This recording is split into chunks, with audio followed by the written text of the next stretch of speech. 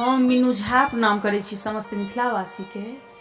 आदरणीय श्री मणिकांत झा जी के रचना एकटा गौरी के गीत लऽ कऽ उपस्थित छी, जाहिमे संग दऽ रहल श्रीमती ललिता झा। धन्यवाद।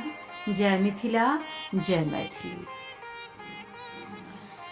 गिरिजा पूजन चलो हे बहिना, मांगब भाग सोहाग हे।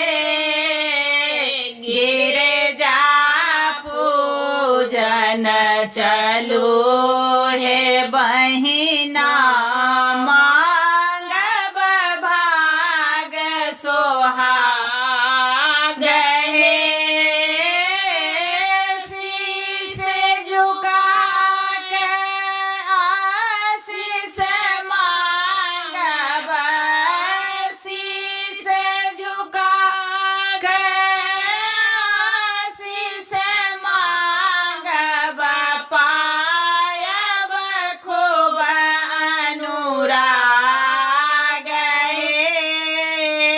गिरिजा पूजन चलो हे बहिना, मांगब भाग सोहाग हे।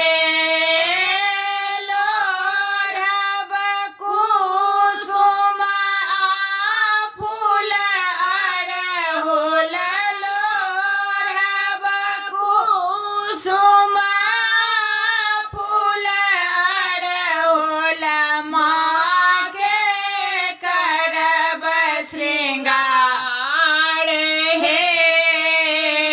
जग जननी छथि करुणा सागर, बरसत कृपा अपार हे।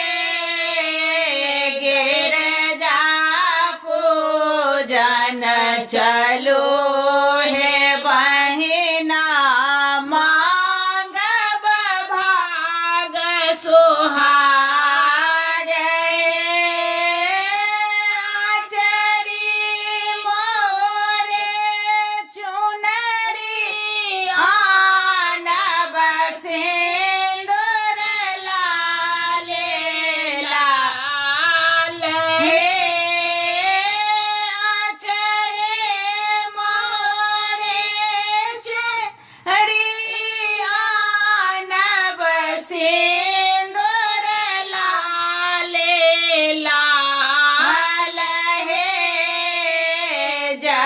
जगदम्बा के आए रे झायब, होयब हम नेहाल हे।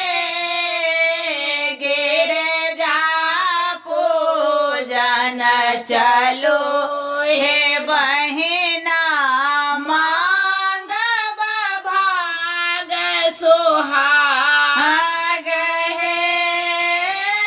ममता के मूरत छथि माता, दया के ते भंडार हे।